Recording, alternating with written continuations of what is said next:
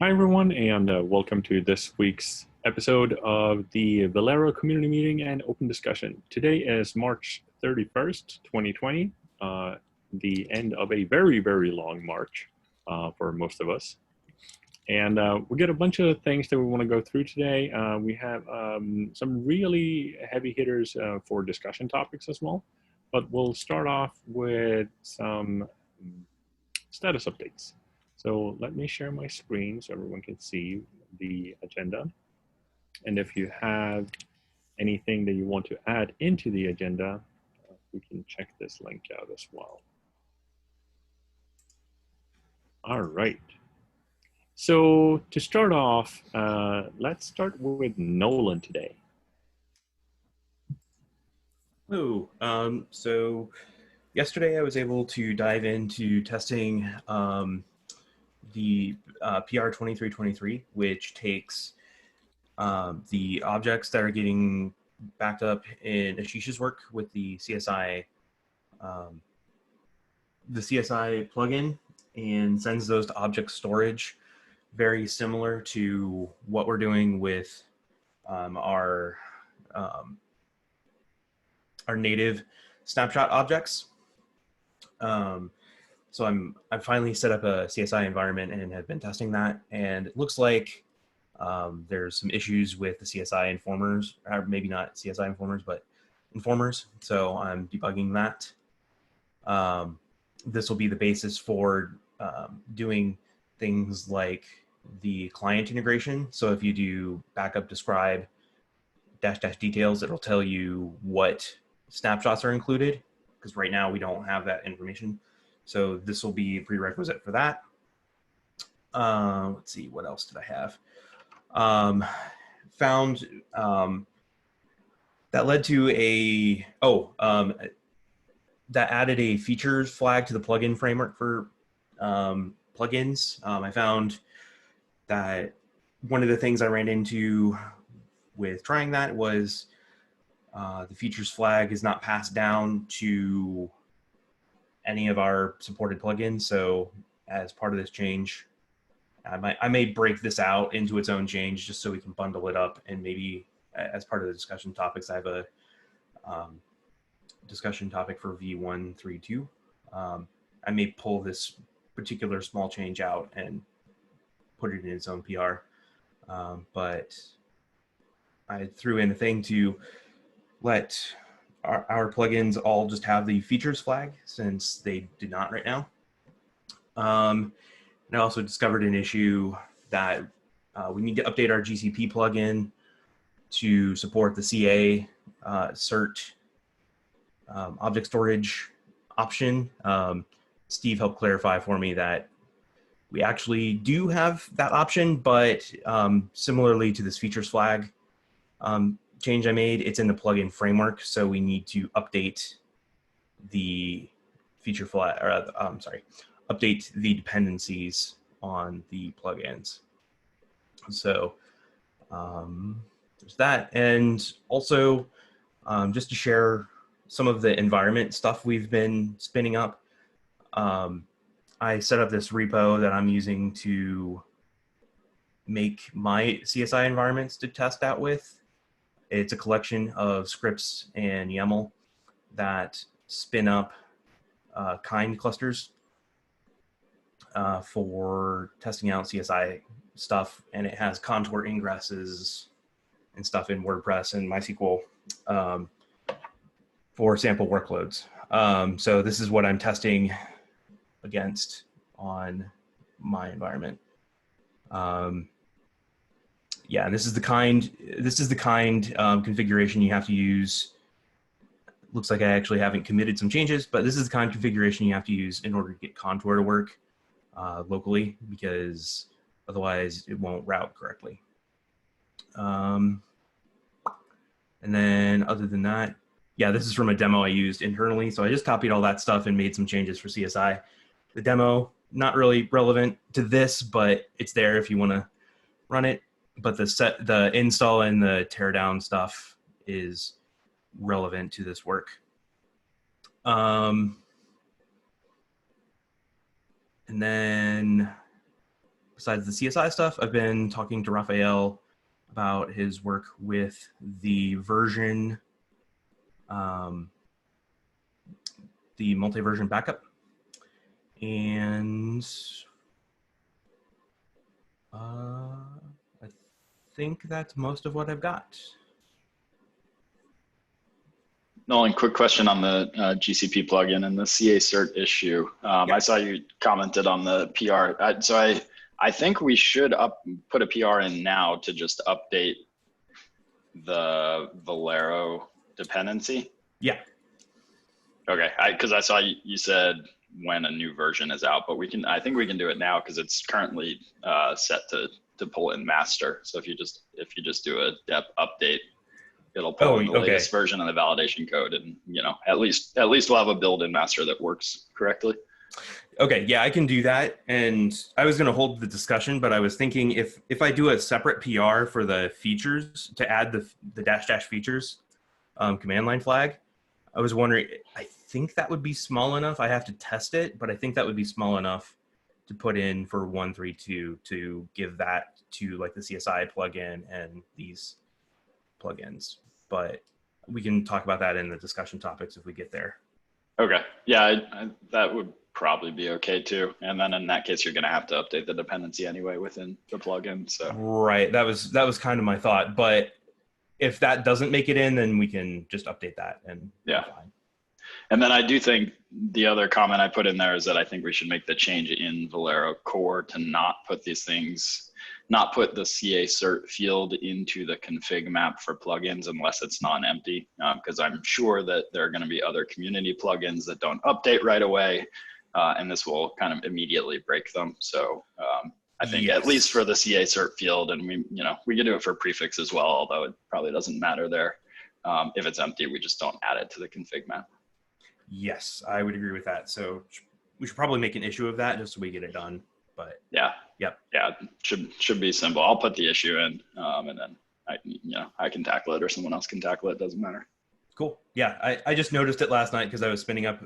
I had rebased my changes on master, and then it was like, oh, the cacert stuff. Yeah, that's not there. So. Yep, makes total sense. Cool. All right, thanks. Yep, no problem. All right. Any other questions, comments for Nolan? Just Raphael, just about the PR or the multi-version 2373. I just want to very quickly show to everyone how the backup looks like with the multi-version. We can quickly share my screen so I can show the directory structure for everyone. Sure thing. Yeah. Thank you. You guys can see it. Yep. Yeah. So this is a default format. I exploded a tarball here.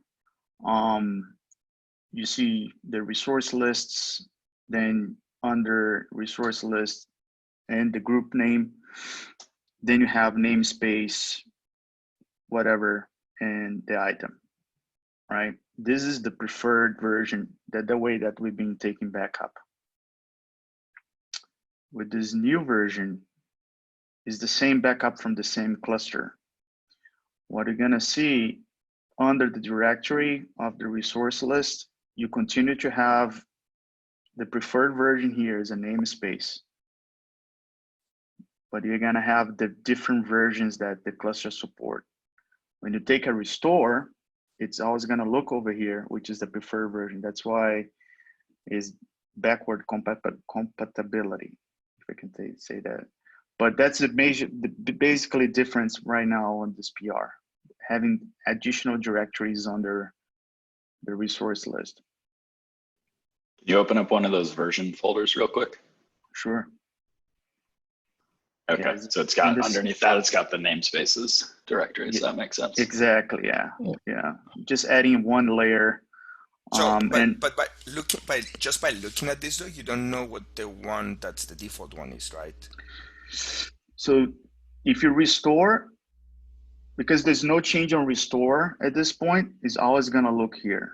as long as I have this directory structure is here. I understand, but if you're just looking at that without expanding it, you don't know what version you're restoring. If you just look at what you backed up. Yeah, you gotta look inside of the item, right? Yeah, yep. And right now on the horizontal pod scaling, out scaling, V1 is a default. So if I compare these two files here, they're exactly the same, right? But because you have now other versions, if you look this, I can show up. So let me double click on this one. Okay, it's kind of like. Hey, Rafael, under V2 beta 2, it seems to be the same version as V1. Is that the bug? Let me see. Well, let me first show this one. It's my page. Oh no, I lost the pretty. No, it's right here. Right. So this is the V1, which is under the classic directory. I kind of know that I created that object as a V2 beta 2. Okay. By the way, this is the Motion detected at the V1. front door. This is a V1 standard or outdated, whatever you want to call it, field. Okay. So if you go back to here, if I double click on this guy, it's going to show up exactly the same because this is the preferred version. But now V2 beta 2, if I double click on this guy, and I do over here, now it was backed up as a V2 beta 2, and you see the different fields inside of the object because the V2 beta 2 has more fields. Does it make sense? Yeah, but the file names seems like that's a bug, I think. Yeah, that's basically what I was referring to. Yeah, it's confusing because I gotta apologize on this. The name, I put the actual name of the item because I was forcing to be V2 beta 2. But if I go to other yeah, that's the name of the object. So you named it that way. Yeah, you named your object exactly what the API version is and confused us. Okay, got it. Yeah, apologies. Yeah, because I was in the middle of this discovery, like banging my head against the wall, like why have the same different versions of the object. So each object has the same UID, right? How it shows up is based on the API version. So the same UID here, okay, is the same. But one is the V1 has only one piece of field here, is the same object with a bunch other fields here, right? In this case, it's packet per second. You can outscale based on packets per second if you use the V2 beta 2 type of object. If you have V1, the only thing that you can outscale is based on CPU memory. In this case, it's the CPU. So it's the same object being showed in different versions. And again, apology by the name of the object name. But now with this patch or enhancement, whatever you want to call it, you're gonna have multiple versions of the same object. And the preferred version always gonna be on the same classic directory. So for the restore, it doesn't matter, right? Any questions?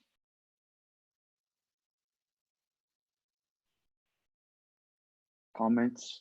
The only, I'll make one brief comment, is if you can get the value of the preferred version and toss it in that namespace, in that top level namespaces directory, and just say, like, I don't want to go too deep into it on this meeting. I want to let other people get in their updates, but just toss a file in that namespaces directory that's the value of the preferred version.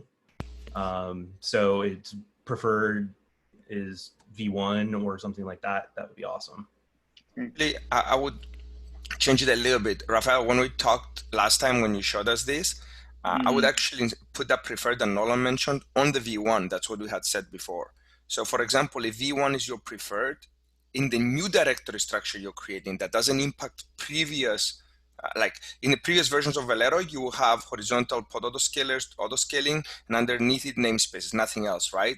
Now you're adding new folders. In one of the new folders that you're adding that has the default version, add the preferred there. That's what we had said. That way it's easy for someone to view this and know exactly what changed. That way don't modify what for backwards compatibility, what used to be there, modify what's coming next.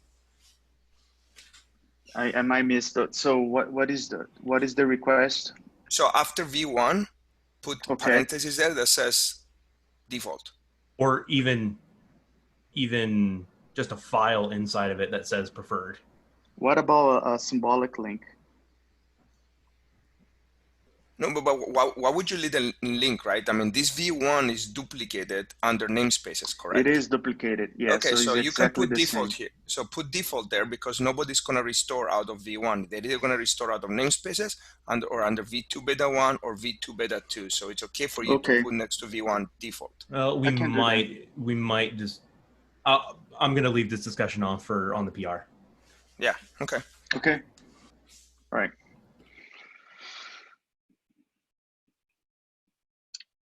All right, thank you.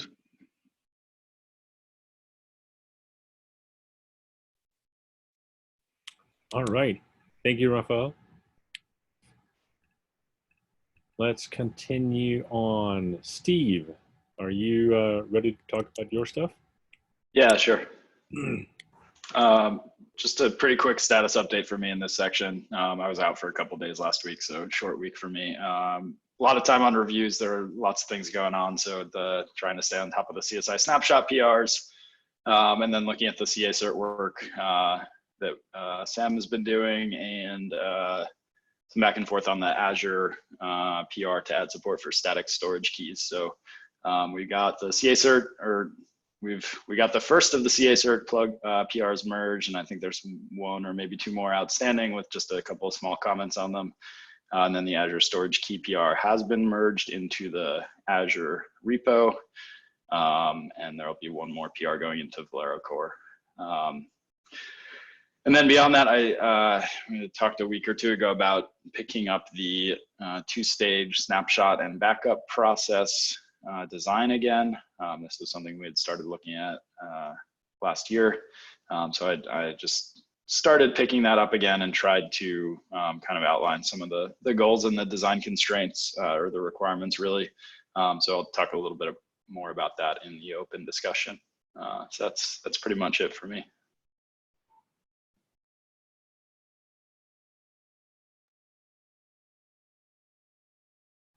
All right. Any questions for Steve? I know we're going to talk about this in the open discussion later. So. All right, Carlisia will be right back. All right, so I'm here. Oh, okay. you want to go? Yeah. All right. Okay. So I'm on community support this week, and yesterday I spent mostly catching up, triaging new issues, reviewing PRs, and a little bit of support on Slack. I tested so there was a PR with an update to our Helm chart to make it compatible with Helm 3. And also, when you have a Helm 3 chart, it's supposed to be compatible with Helm 2. So I tested both versions, and it worked great, and that's merged. So now we have compatibility with both Helm versions. I have a document open to write a blog post about the different gotchas when you are using a service to connect Velero to an S3, well, to Minio in specific. So I think I'm gonna do that right up. Just a reminder that there is a CLI install config redesign PR for people to jump in and give feedback if they want. And that's it for me, I think. Just a quick comment on the idea for the blog post. I think it's a great idea to have a blog post, and I will also mention that we have a section in the documentation that covers this for Minio. So I would definitely, start by looking at that, and any improvements to that we should make. Like, a blog post is a good format, but we should also make sure that those docs have any updates that we think are necessary. But I would certainly start by looking at them. Yeah, our instructions are very straightforward, and if you know how those things come together, it's simple to understand. And I was thinking about writing a blog post that's more like for people who are trying to do that but don't really know of the different pieces that go into it. And then we had a support issue yesterday that I had to get help with because I didn't even understand parts of it. So I was like, wow, I might as well write it for me, and I'm sure other people will benefit. Yeah, I think the blog post and the docs can definitely complement each other. It's kind of two different formats. Yeah. I mean, if I see at the blog post, one of the general things that you can do there on the carlisia, and that's a great idea, is talk about the fact that not everybody has object storage, right? And basically put it down. Hey, you have a Kubernetes cluster. Either your hardware doesn't have object storage, or you're not running at the public cloud provider. What do you do? And then offer it up as Minio as an acceptable option, and add that. I want to mention that Cloudian offered a blog post like that similarly a few weeks ago that talks about how they accomplished the exact same goal to that. So maybe reference that in your blog, talking about, hey, if you are a Cloudian customer with Hyperstore, this is another option for you. That way, we bring our community together and we don't pinpoint only a single solution. Yeah, definitely. Thanks for that. And me and Jonas both have the link for the Cloudian blog post if you don't have it. I don't. I'll link it later. Thanks. Absolutely. Sure thing. So for the CLI install config redesign there, is there anything specific you need from the community here? Well, people can approach that. They can just even comment on parts of it. Not even it's a pretty big change. It's a big document. You can just tackle one of the new commands and work around that. So, or one of the modifications of the Velero behavior changes, and just limit themselves to that if they want to. But in general, any review is welcome. Awesome. Sounds good. They can also comment if something that is upcoming breaks their workflow.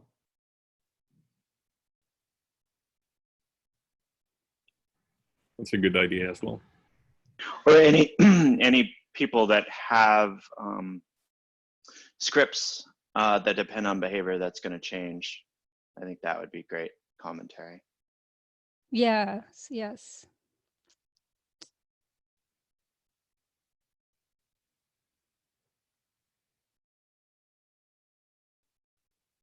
All right. Next up, Ashish. So I've been working mostly on the CSI stuff for a while now, and then when I did the demo a few weeks ago, I remember mentioning this issue that we opened up upstream. There was a lot of discussion that happened, and turns out what we were trying to do was not allowed, as there were a few assumptions that were based on that UID name. So based on that, and the workaround suggested was, if you scroll down, the workaround suggested was to kind of use static volume snapshot contents, like creating one on demand and statically bind to a volume snapshot instead of repurposing or reusing a dynamically created one. So based on that, we had to kind of reevaluate our design and kind of do some work to fit into this assumption model here. So I've been doing that. And then last week, we also had a discussion with the CSI folks about the several certs or the secrets that the controllers use for like snapshot listing on the volume snapshot class and the snapshot deletion on the volume snapshot content. So those were some gaps that we had not taken into consideration when we initially came up with this idea for implementation. So I've been working on getting that also incorporated into our plugin. Like when we back up a volume snapshot class, if it has an associated secret, we also want to back that secret up. So things like that. So that is what I have been doing and kind of working on that. And then I opened up this issue 2371 about in core Velero about which volume snapshot contents we should be backing up. So I thought Steve and Nolan and everybody in the community will be in the meeting. So wanted to kind of bring this up and discuss this. I don't know if you want to hold this off for the discussion or we want to talk about this now. How do you all feel about talking about it now? Looks like you're the last status update, so we can, I think Raphael covered it, so we can just jump into it. Okay, cool. So the idea here is there will be like two kinds of volume snapshot contents in a cluster, right? When you're trying to back up. One is dynamically created, meaning somebody created a volume snapshot content that somebody can be Velero or or a cluster operator. So as a result of creating a volume snapshot content gets created behind the scenes. And that is what is referred to as the dynamically created volume snapshot content. And the other kind of volume snapshot content is the statically created one. So this is the one that somebody might create by hand to get using a snapshot handle in their storage provider. That way they can, or that way the volume snapshot can be used to create a volume using that snapshot handle from the storage provider. So those are the two kinds. Here, then there is the third kind, where the snapshot, the volume snapshot content deletion policies retain, which means if the volume snapshot associated with the volume snapshot content goes away, the volume snapshot content is still retained in the cluster. So people might want to do this if they want to still keep the snapshot in their storage provider around, even though their volume snapshot object in Kubernetes goes away.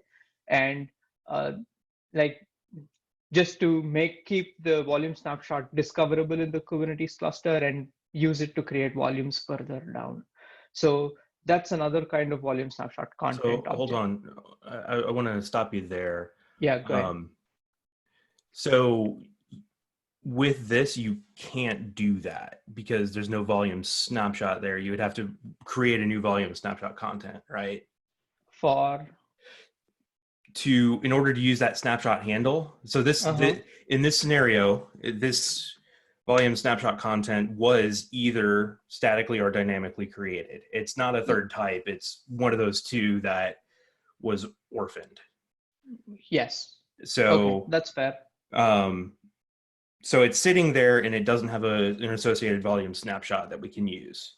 Mm-hmm. So it's sitting there in order to have a handle to a snapshot content, or it's sitting there in order to get a snapshot handle sitting on the storage system, so we don't ever lose it. Yep. In order to actually use the snapshot handle from Kubernetes, what we discussed in that previous VolumeSnapshotRef.UID ticket issue is that to use that snapshot handle again within Kubernetes is you have to make a new volume snapshot content object with a new volume snapshot. Yes. Okay. So okay, go ahead.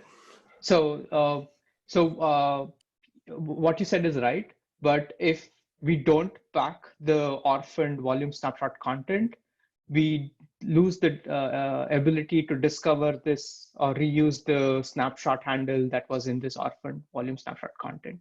So for that reason, if you're moving from one cluster to another, you had a set of orphaned volume snapshot contents in one cluster. And if you don't back that up and you move to another cluster, those set of volume snapshot handles are no longer available for you to use in the new cluster. So for that reason, we need to back up the orphaned volume snapshot contents. Now coming to the non-orphaned volume snapshot contents. For those, they will be backed up as a result of backing up a volume snapshot object, because that is bound. So the way we've chosen to back up volume snapshot objects is we walk the link from the volume snapshot to the volume snapshot content and pick out all the necessary information from the volume snapshot content and store it as metadata on the volume snapshot object. And when you're restoring a volume snapshot object, we use that information that we stored on backup to create a static volume snapshot content and then bind those two together statically and then create the volume snapshot content, bind it statically, and let the restore flow create the volume snapshot object. So for that reason, volume snapshot contents that are bound are kind of taken care of by virtue of backing up the volume snapshot object. But the orphaned volume snapshot content objects still need to be backed up, and that is what that issue was about. Okay. Yeah, what I didn't get from the issue was the why the orphaned contents objects needed to be backed up. So that's why I had the questions, because it just said back them up, and I was like, oh, okay, but why? But it's basically because we don't have the path to them, but we need to retain the snapshot handles. Exactly. And so from your explanation, we're not including snapshot contents in the backup now. We're just taking all that data and putting it on a volume snapshot and backing that up. Yep. Okay. I can also see a way where we back everything up and then we create some because the flows for the volume snapshot content and the volume snapshot itself, they're like the restore plugins are different or will be different. It's hard to exchange information and to make that static binding possible. So at least for now, we can go down that path, and should a way to do that surface later on, we can iterate on that and have that fixed up. I guess I'm still a little confused about why we need to explicitly add any code to do this versus just letting these volume snapshot contents be backed up as normal resources like Velero would do if it's backing up cluster scoped objects. So the reason we want specific logic here is we don't want to back up volume snapshot contents that are bound. We want to drop those, and we want to only back those that are not bound or orphaned volume snapshot contents.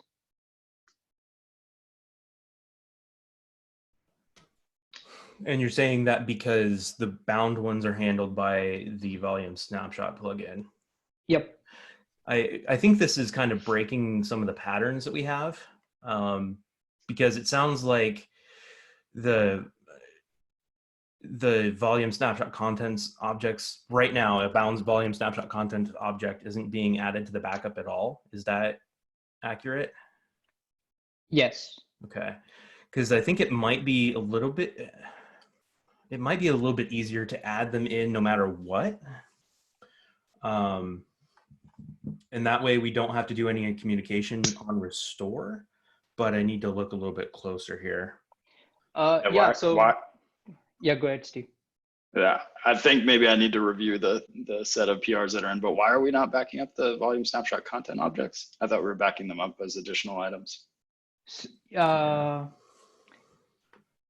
Yes, we are backing up volume snapshot content objects that are not bound. At least, so this is like post discussion from last week. So I know, like on restore, we need to create new volume snapshot content objects, right? Right. Yeah. Because if it already exists in the cluster, we can't modify it, right? Mm-hmm. We should still keep And the so- old one and copy from that. Is my Yeah, I kind of feel the same way. Like we should just back it up as it is. And then if we need to do something unique on restore, we should do that on restore. But during Yeah. backup, we should just capture whatever was in the cluster. It's always easier to capture more information during backup. Okay. I think that's fair. Yeah, we if it's not going to harm anything, harm if we kind of create that we will be creating more orphaned volume snapshot contents, I guess. Yeah, yeah. Well, no, we don't have to. If we have them in the backup tarball, we don't have to put them in on restore. We can see them and say, oh, hey, this was dynamically created. Let's just make a new static one. It might be orphaned if we're restoring into the same cluster where we didn't clean up, but if it's a new cluster, it won't be a new orphaned one. And I kind of share your concern about creating a bunch of orphaned ones, but no one in the CSI snapshot meeting that I've talked to has been concerned about that. Yeah, and the APIs itself, it's a little like having secrets as in annotations and having metadata determine like major code flow is kind of questionable. I think we may want to do another discussion on this because we're at 20 minutes and I think the unbound thing is hairy because I don't want to lose data, but I want to like fully understand where the intricacies, because like I don't want to get super smart because it feels like if we don't have a volume snapshot in the namespace, then we don't have a valid way to use that snapshot handle anyway. But I think we could have a more detailed discussion around this because we've got other topics. So I think we should probably put something open to the community to talk about this because this is tricky. One thing that might be helpful is to try and create a diagram or like a table that captures each of the different scenarios of like Velero created or pre-existing and dynamic versus static and kind of try and lay out like what the logic should be for each case, because it's very hard to keep it all in mind without having something to look at. I know it's going to be hard to capture as well. Try to whiteboard kind of draw it out. So I've been trying to like keep aside like Velero having specific behavior for Velero created objects and objects that may be created outside of Velero. So I'm like trying to keep those two flows the same, or that way it's like a little more easier than it is. But I will try to make it a little more, add more clarity to this. Yeah, and some things like my PR 2323 for core Velero needs like it makes assumptions that it's only going to send things up to object storage that were created by Velero. Like we don't want to send everything in the cluster up to object storage because that would be a lot. I think we should put a public meeting on and have like a draw.io or something session, or a Google Doc with a spreadsheet that tries to map out some of these things and visualize them, because there's a lot of these to keep track of, and just talking about them is kind of hard to keep track of. So Yeah, I have two PRs open. One is more ahead than the other. So I'm going to finish up, and the one that is ahead is not impacted by what we decide on this topic. So I'm going to make progress on that PR, get Okay. that done, and then move to the other PR and this thing. And I will put up a picture or something to add more clarity than what we have right now. Okay, and I'll take an action item to schedule something on the Google group for later this week. I would hold off for later this week. Maybe next week would be more realistic. Okay.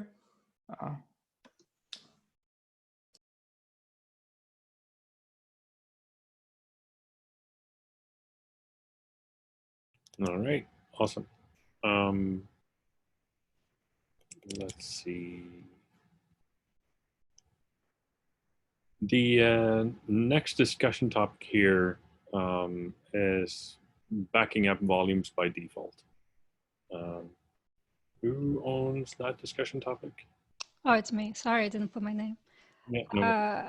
So I mostly, we only have 15 minutes anyway. We don't need to work this out right now, but mostly wanted to bring awareness to everyone. And if anyone who has requested this is on a call, please say you're welcome to jump in and give your input.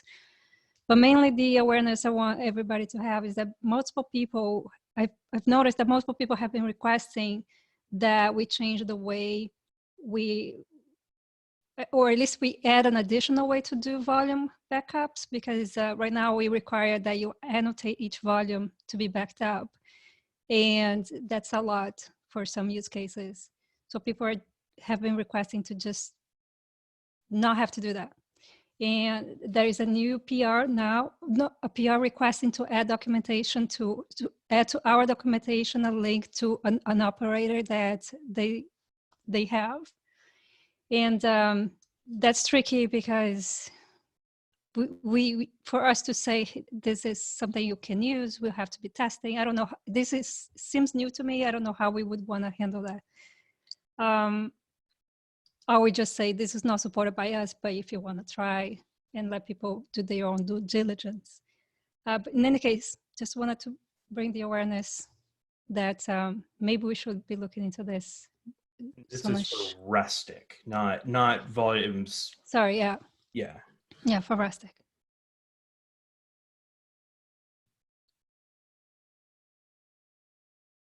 That's it.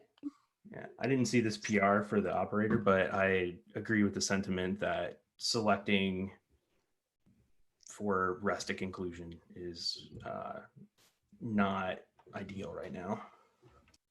Yeah, that PR is brand new. I think it came in yesterday. But the thing is, you don't have to annotate or like update annotation on every pod, right? If you have an application that deploys as a deployment, you can add the annotation to the deployment spec, and that should go onto the pods. Right. Yeah. So it's opt-in, but yeah, you can do it at the controller level and put it on the pod template, so you don't have to continually be adding it as pods are recreated. So let's take. I know Steve has a big hairy one next after this. It might be an issue that we need to document this better. Alternative ways to do this better. Yeah, we definitely need to document this better, because I think our documentation just as a pod.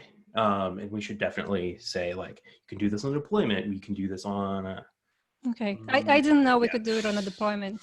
I think that's definitely, we can definitely make that clearer on our Rustic stuff. But I still think for like, I think something like this operator could be useful. I agree with having the discussion about pointing to a third party thing like this. Yeah, we need to have a policy, maybe, like how do we document this? Just say, this is what's out there, but we don't support it. I don't know how useful that is, but maybe it is. I don't know. So in any case, I don't want to hold up the rest of our time. We can iterate on this or discuss on the PR. As a side note, the Contour project has an examples directory within the repo, and example deployment YAMLs are included in there. So we could use the pods or the deployment pod spec, excuse me, which was just mentioned in the examples, and point to that, and then say these are a starting point. They're not supported. Mm-hmm. Also, just worth mentioning in terms of the pod spec is pretty much anything that has a pod spec template, you can do that. So same with, jobs or daemon sets or anything else. If you want to maintain kind of permanently this annotation, you can put it on the template there. If your use case is annotate right before you do a backup, you might want to do it on the pods, but it's two different valid use cases there. Yeah, it makes sense. Yeah.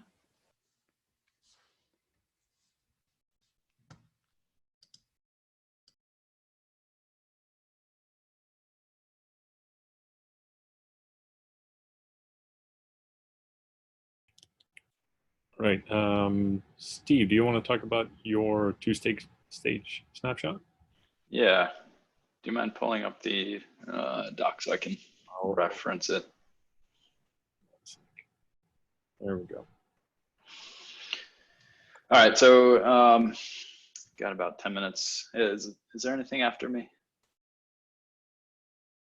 We got a couple other quick things. All right. So I won't go too deep into this right now, and I'm kind of still in the early stages of reviving this. But so we have an issue in the backlog, and this was something we started looking at last year around having adding an additional stage to our volume snapshot process. So right now, Velero essentially assumes that creating a snapshot is just a single API call, essentially a single plugin call. And once that call has returned, we assume the snapshot is completed. And there's nothing more for Velero to do. But what we've found is that assumption breaks down in a couple of different scenarios. And so if you kind of look at the problem statement here, the issue is that we're not waiting or checking for the snapshots to be made either durable or restorable. And these are actually two different cases. So, if you're running maybe in an on-prem storage provider, when you actually create a snapshot, you get a local snapshot on the storage system. But in order for that to be a durable backup, the data from that snapshot needs to be replicated off to some external durable storage. And so the snapshot itself is not the durable backup. There's actually a second process that has to happen where the data needs to move before the backup is durable. So that's one case. The other case is kind of around public cloud providers in particular, where if you take something like AWS and EBS, for example, when you make a create snapshot API call to EBS, you get back a snapshot ID. So from that perspective, it looks like the snapshot has been created.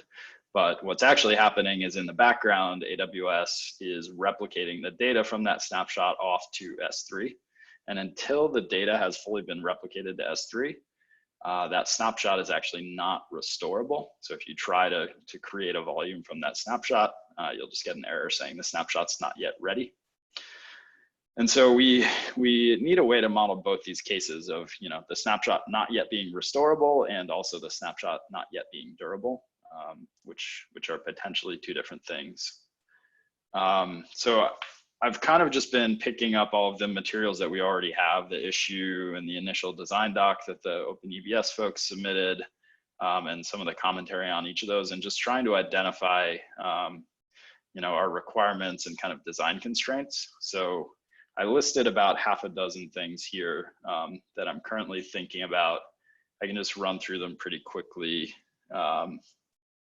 Basically, my ask is if folks are thinking about other requirements or other questions here, to please comment on on either the issue or the existing design doc, or throw comments into this HackMD. But so just quickly, the list of things that I've been thinking about are, first of all, as we're thinking about solving this, we need to decide if we want to do this for the Velero snapshots, meaning things going through a VolumeSnapshotR plugin, or if we want to do it for CSI snapshots triggered by Velero, or if we want to do it for both. And I'm not sure yet, but we're going to have to decide that pretty early. The second item is around the kind of the difference between a snapshot being made durable versus ready to restore, and describe sort of the cases where they're the same event and where they're potentially different events. The third item here is around, to what extent should Velero actively drive the process of uploading snapshot data to a durable storage backend?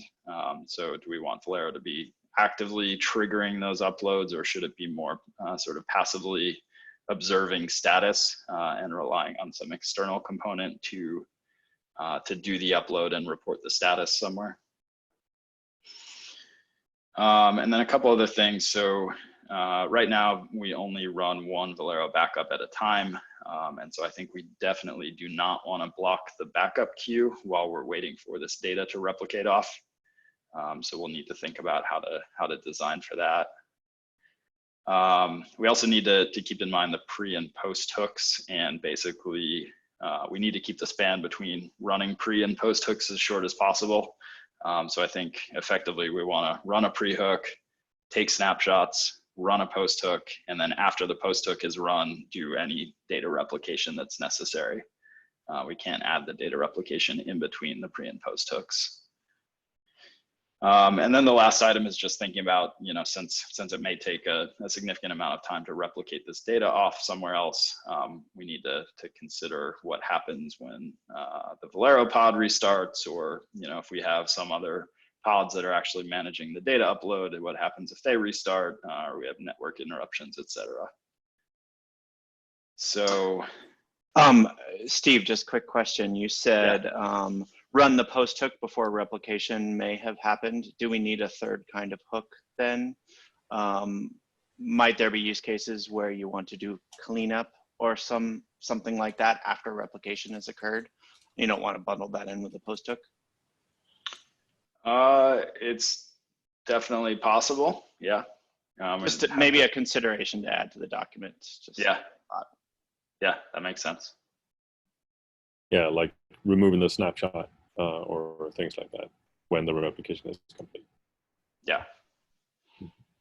That will also give us the ability to add or drop data that will help us track and pick up stuff later on if there are restarts. Like if we are doing cleanup, it gives us liberty to make mess as well. Yeah.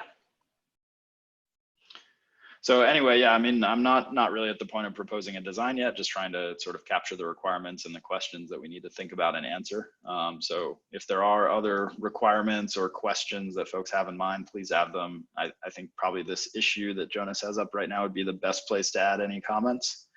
And I will look to get a draft design doc up that, initially probably just has these kind of requirements or open questions, and then we can start to iterate from there.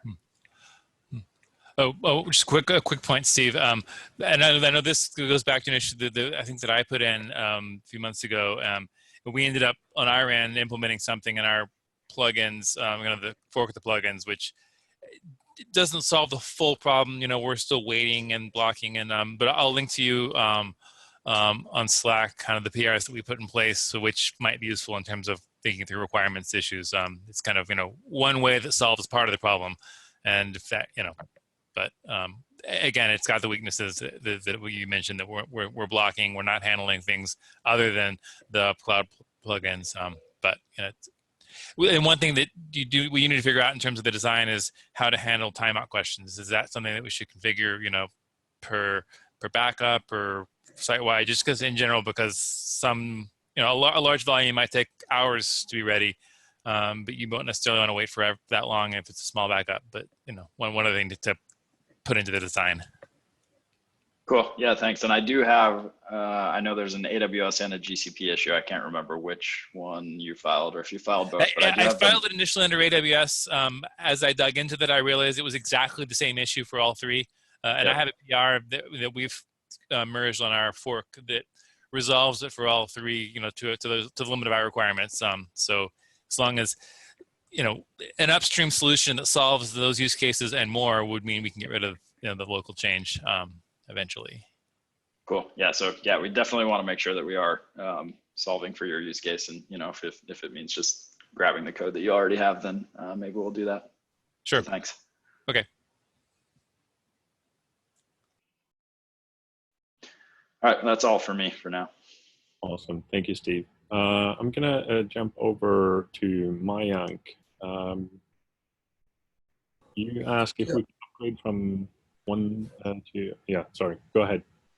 Yeah, so I have a very brief question. So we have version 1.00 and in documentation, I can see that we have different steps and we have some prerequisite to upgrade to 1.1.0, then 1.2.0, then 1.3.0.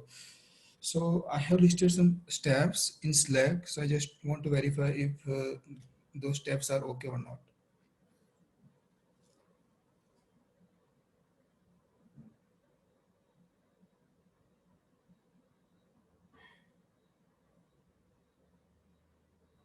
Anyone?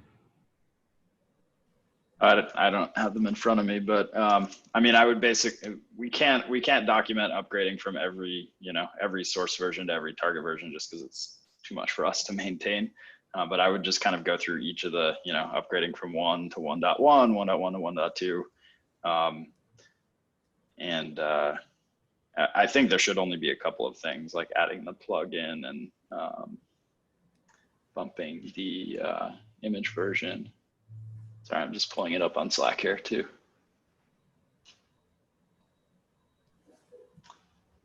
Yeah, and adding the namespace environment variable is only necessary if you're not running in the Velero namespace. Okay. I think, did I reply to this one? Sorry, the link is pulling up in my browser and I'm not logged into Slack there. You did, yeah. And I think if you follow each of the, it looks like you went to 1.1 and 1.2. If you follow each of the steps in between, you should be all right. The biggest thing looks like adding the plugins. And like Steve said, the namespace is if you're not running in the Velero namespace, but excuse me, I've not tried this big of a jump, but I think if you're doing those steps in between, you should be all right. Okay.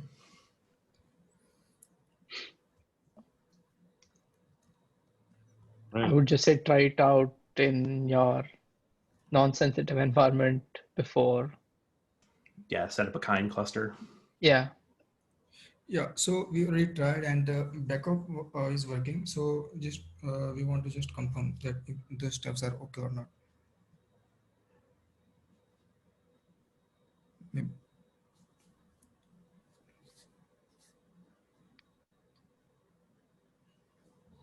Yeah, just try it out and if something breaks, no.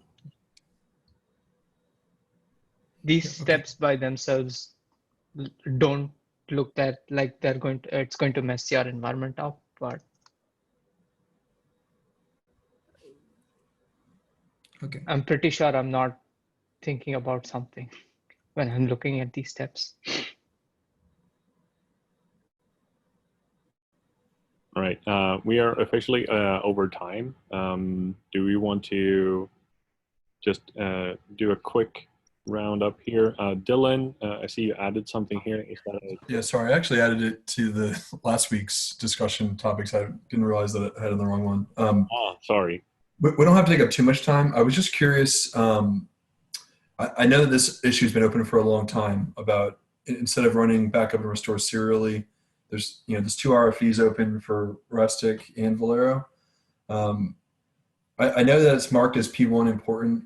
I think it's going to become a little more important for our team in like the next 2 months, 3 months or so.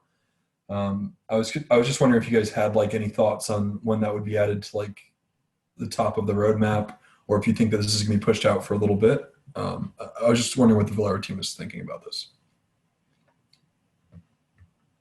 Yeah, I wish we had Michael here because we've talked about it some before. It's one of those things that I think we all want to do, but you know, with things like CSI snapshot support, Sure. it never quite bubbled to the top of the list. I was wondering if this doesn't fit in with the two phases backup that you were discussing, Steve. I was thinking, wouldn't it make sense to have this done first? Wouldn't it make that work easier? It would make that work easier, but there might be sort of a way to do the two-phase thing without doing a full, without supporting full concurrency here. Yeah. Well, I guess I just wanted to, bring up that since I think this will be relevant probably like 2 months out for us, I know we can't really devote resources to it right now, but it is something that we're looking at. We might be able to throw an engineer or two on it in a little bit of time. But I'm sure it's going to take a big design phase. And I know that you guys have already had thoughts on this. So I don't know. I just want to keep it in the back of our heads. Hopefully we can start working on it soon. Go ahead, Steve. Oh, I was just going to say happy to start or continue discussing design approaches here because we have spent some time thinking about it. Yeah, I was going to say that there's a design doc. It's currently the oldest open PR. If you just open the PRs and scroll down to the bottom, it's that one. I don't know if we'll end up closing that one and opening a new one, but there's one open with some thoughts on that. I think. Thank you. Yeah, I didn't realize that was related, so I'll take a read through there.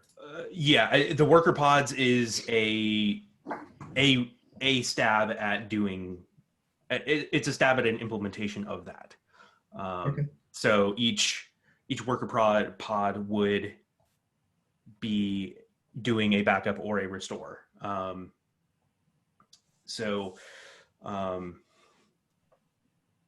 Cool. That's an interesting idea. Thanks. Yeah. So I'll throw that out there. And like, I know we've been talking about stuff for 1.5 and beyond. I would love to get the CSI stuff in and ready for beta, and we can start mostly doing fix up on that and move on to other stuff. Yeah. That would be awesome. And when we can start tackling more things. Okay. Thanks a lot. Maybe we could look at this or dive deeper into it in another meeting. Sounds great. Thank you. Awesome. Nolan, quick.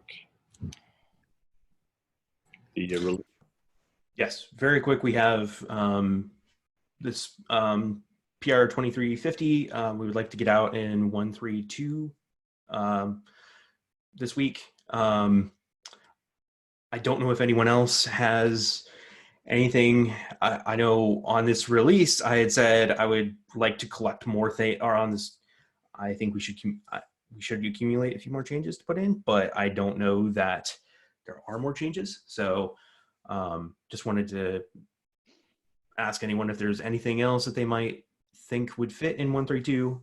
We don't have to say them now. I'd rather get the contributor shout outs done, but letting people know we're going to try to get 132 out by Friday, I think was what we said. And the main thing is to get this in to allow plugins to have a little spot for Scratch and using.